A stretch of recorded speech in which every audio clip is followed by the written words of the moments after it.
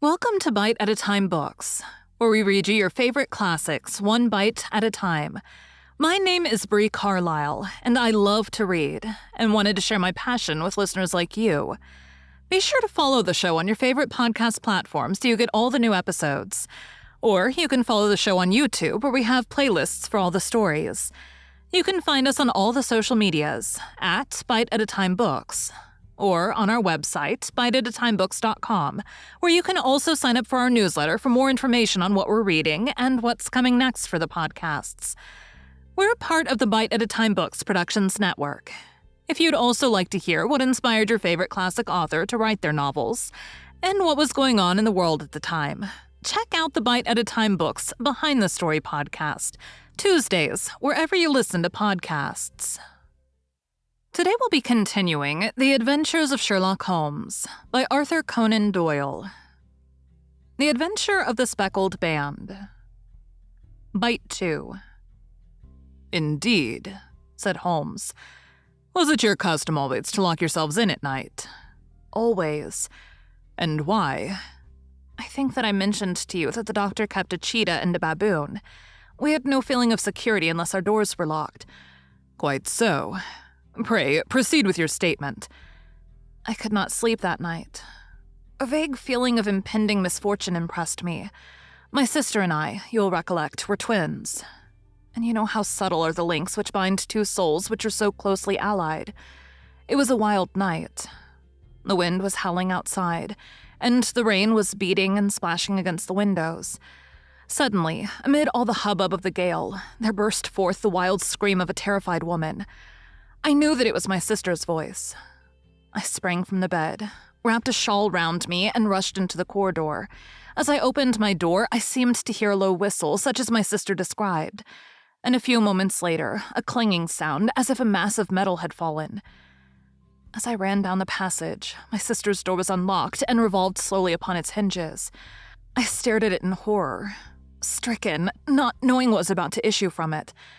By the light of the corridor lamp, I saw my sister appear at the opening, her face blanched with terror, her hands groping for help, her whole figure swaying to and fro like that of a drunkard. I ran to her and threw my arms round her, but at that moment her knees seemed to give way and she fell to the ground. She writhed as one who is in terrible pain, and her limbs were dreadfully convulsed. At first, I thought that she had not recognized me. But as I bent over her, she suddenly shrieked out in a voice which I shall never forget. "Oh my God, Helen, it was the band, the Speckled Band." There was something else which she would fain have said, and she stabbed with her finger into the air in the direction of the doctor's room, but a fresh convulsion seized her and choked her words. I rushed out, calling loudly for my stepfather, and I met him hastening from his room in his dressing gown. When he reached my sister's side, she was unconscious, and though we poured brandy down her throat and sent for medical aid from the village, all efforts were in vain, for she slowly sank and died without having recovered her consciousness. Such was the dreadful end of my beloved sister. "One moment," said Holmes. "Are you sure about this whistle and metallic sound? Could you swear to it?" "That was what the county coroner asked me at the inquiry. It is my strong impression that I heard it, and yet among the crash of the gale and the creaking of an old house, I may possibly have been deceived." "Was your sister dressed?" "No, she was in her nightdress. In her right hand was found the charred stump of a match, and in her left a matchbox." "Showing that she had struck a light and looked about when the alarm took place. That is important. And what conclusions did the coroner come to?" "He investigated the case with great care, for Dr. Roylott's conduct had long been notorious in the county, but he was unable to find any satisfactory cause of death. My evidence showed that the door had been fastened upon the inner side, and the windows were blocked by old-fashioned shutters with broad iron bars, which were secured every night. The walls were carefully sounded and were shown to be quite solid all round, and the flooring was also thoroughly examined with the same result. The chimney is wide, but is barred up by 4 large staples. It is certain, therefore, that my sister was quite alone when she met her end. Besides, there were no marks of any violence upon her." "How about poison?" "The doctors examined her for it, but without success." "What do you think that this unfortunate lady died of, then?" "It is my belief that she died of pure fear and nervous shock, though what it was that frightened her I cannot imagine." "Were there gypsies in the plantation at the time?" Yes, there are nearly always some there. Ah, and what did you gather from this allusion to a band? A speckled band? Sometimes I have thought that it was merely the wild talk of delirium. Sometimes that it may have referred to some band of people, perhaps to these very gypsies in the plantation. I do not know whether the spotted handkerchiefs which so many of them wear over their heads might have suggested the strange adjective which she used. Holmes shook his head, like a man who's far from being satisfied. "These are very deep waters," said he. "Pray, go on with your narrative." 2 years have passed since then, and my life has been until lately lonelier than ever. A month ago, however, a dear friend, whom I've known for many years, has done me the honor to ask my hand in marriage.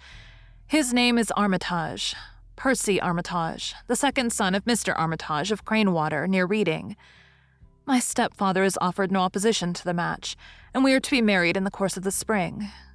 2 days ago, some repairs were started in the west wing of the building, and my bedroom wall has been pierced so that I have had to move into the chamber in which my sister died, and to sleep in the very bed in which she slept. Imagine, then, my thrill of terror when last night, as I lay awake, thinking over her terrible fate, I suddenly heard in the silence of the night the low whistle which had been the herald of her own death. I sprang up and lit the lamp, but nothing was to be seen in the room. I was too shaken to go to bed again, however. So I dressed, and as soon as it was daylight, I slipped down, got a dog cart at the Crown Inn, which is opposite, and drove to Leatherhead, from whence I've come on this morning with the one object of seeing you and asking your advice. "You've done wisely," said my friend. "But have you told me all?" "Yes, all." "Miss Roylott, you have not. You are screening your stepfather." "Why, what do you mean?" For answer, Holmes pushed back the frill of black lace which fringed the hand that lay upon our visitor's knee. 5 little livid spots, the marks of 4 fingers and a thumb, were printed upon the white wrist. "You've been cruelly used," said Holmes.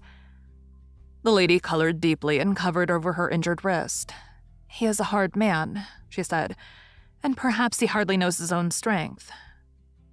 There was a long silence, during which Holmes leaned his chin upon his hands and stared into the crackling fire. "This is a very deep business," he said at last. "There are 1,000 details which I should desire to know before I decide upon our course of action. Yet we have not a moment to lose. If we were to come to Stoke Moran today, would it be possible for us to see over these rooms without the knowledge of your stepfather?" "As it happens, he spoke of coming into town today upon some most important business. It is probable that he will be away all day, and that there would be nothing to disturb you. We have a housekeeper now, but she is old and foolish, and I could easily get her out of the way." "Excellent. You are not averse to this trip, Watson?" "By no means." "Then we shall both come. What are you going to do yourself?" "I have 1 or 2 things which I would wish to do now that I'm in town, but I shall return by the 12 o'clock train so as to be there in time for your coming." "And you may expect us early in the afternoon. I have myself some small business matters to attend to. Will you not wait and breakfast?" "No, I must go. My heart is lightened already since I've confided my trouble to you. I shall look forward to seeing you again this afternoon." She dropped her thick black veil over her face and glided from the room. "And what do you think of it all, Watson?" asked Sherlock Holmes, leaning back in his chair. "It seems to me to be a most dark and sinister business." "Dark enough and sinister enough. Yet if the lady is correct in saying that the flooring and walls are sound, and that the door, window, and chimney are impassable, then her sister must have been undoubtedly alone when she met her mysterious end. What becomes, then, of these nocturnal whistles, and what of the very peculiar words of the dying woman?" "I cannot think. When you combine the ideas of whistles at night, the presence of a band of gypsies who are on intimate terms with this old doctor, the fact that we have every reason to believe that the doctor has an interest in preventing his stepdaughter's marriage, the dying allusion to a band, and finally, the fact that Miss Helen Stoner heard a metallic clang which might have been caused by one of those metal bars that secured the shutters falling back into its place, I think that there's a good ground to think that the mystery may be cleared along those lines." "But what then did the gypsies do?" "I cannot imagine." "I see many objections to any such theory." "And so do I. It is precisely for that reason that we are going to Stoke Moran this day. I want to see whether the objections are fatal, or if they may be explained away. But what in the name of the devil?"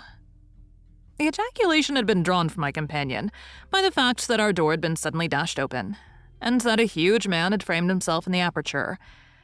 His costume was a peculiar mixture of the professional and of the agricultural, having a black top hat, a long frock coat, and a pair of high gaiters with a hunting crop swinging in his hand. So tall was he that his hat actually brushed the crossbar of the doorway, and his breadth seemed to span it across from side to side. A large face, seared with 1,000 wrinkles, burned yellow with the sun, and marked with every evil passion, was turned from one to the other of us, while his deep-set, bile-shot eyes and his high, thin, fleshless nose gave him somewhat the resemblance to a fierce old bird of prey. "Which of you is Holmes?" asked this apparition. "My name's Sir, but you have the advantage of me," said my companion quietly. "I'm Dr. Grimsby Roylott of Stoke Moran." "Indeed, doctor," said Holmes blandly. "Pray, take a seat." "I will do nothing of the kind. My stepdaughter has been here. I have traced her. What has she been saying to you?" "It is a little cold for this time of year," said Holmes. "What has she been saying to you?" screamed the old man furiously. "But I've heard that the crocuses promise well," continued my companion imperturbably. "Ha, you put me off, do you?" said our new visitor, taking a step forward and shaking his hunting crop. "I know you, you scoundrel. I've heard of you before. You are Holmes the meddler." My friend smiled. "Holmes the busybody." His smile broadened. "Holmes the Scotland Yard jack-in-office." Holmes chuckled heartily. "Your conversation is most entertaining," said he. "When you go out, close the door, for there is a decided draught." "I will go when I've had my say. Don't you dare meddle with my affairs. I know that Miss Stoner has been here. I traced her. I'm a dangerous man to fall foul of. See here." He stepped swiftly forward, seized the poker, and bent it into a curve with his huge brown hands. "See that you keep yourself out of my grip," he snarled. And hurling the twisted poker into the fireplace, he strode out of the room. "He seems a very amiable person," said Holmes, laughing. "I'm not quite so bulky, but if he had remained, I might have shown him that my grip was not much more feeble than his own." As he spoke, he picked up the steel poker, and with a sudden effort, straightened it out again. "Fancy his having the insolence to confound me with the official detective force. This incident gives zest to our investigation, however, and I only trust that our little friend will not suffer from her imprudence in allowing this brute to trace her. And now, Watson, we shall order breakfast, and afterwards I shall walk down to Doctor's Commons, where I hope to get some data which may help us in this matter." It was nearly 1 o'clock when Sherlock Holmes returned from his excursion. He held in his hand a sheet of blue paper scrawled over with notes and figures. "I have seen the will of the deceased wife," said he. "To determine its exact meaning, I've been obliged to work out the present prices of the investments with which it is concerned.